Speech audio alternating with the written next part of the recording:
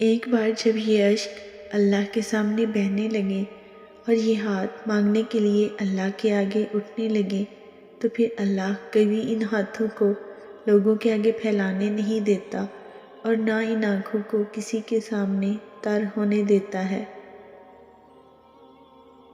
کیوں فکر کرتے ہو؟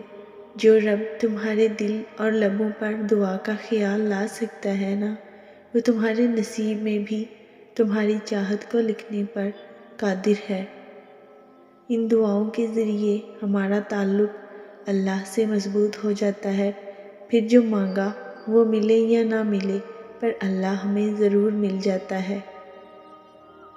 ہمارا تعلق اتنا مضبوط بن جاتا ہے کہ ہم اپنی دعا پر صبر کرنا سیکھ جاتے ہیں، ہم ضد چھوڑ دیتے ہیں، ہم اپنا معاملہ اپنی دعائیں اللہ کے سپرد کر دیتے ہیں اور سکون سے اس کے معجزے کا انتظار کرتے ہیں۔ اللہ اور تمہارے درمیان چند یقین والی دعاؤں کا ہی تو فاصلہ ہے، یہاں دعائیں وہاں معجزے۔ توکل جب مضبوط ہونے لگتا ہے تو وسوسے بھی آتے ہیں، رکاوٹیں بھی آتی ہیں، لیکن وہ دعاؤں کے سلسلے کو روک نہیں پاتی کیونکہ اللہ کی مدد ہمارے ساتھ ہوتی ہے۔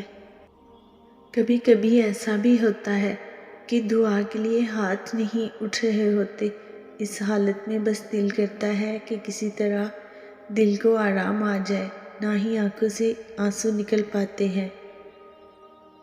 جانتے ہو اللہ تمہاری تکلیف کو دیکھ رہا ہے، تمہاری آواز بھی سن رہا ہے، اس صبر کے بعد اللہ کا معجزہ ہے۔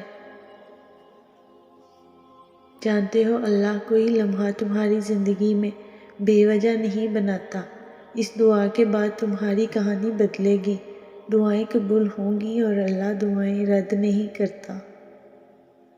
بس تم بے صبرے مت بنو، ضرور تمہارے لیے تمہارے رب نے بہترین سوچ رکھا ہے، اور جانتے ہو ہر مشکل کے بعد آسانی ہے۔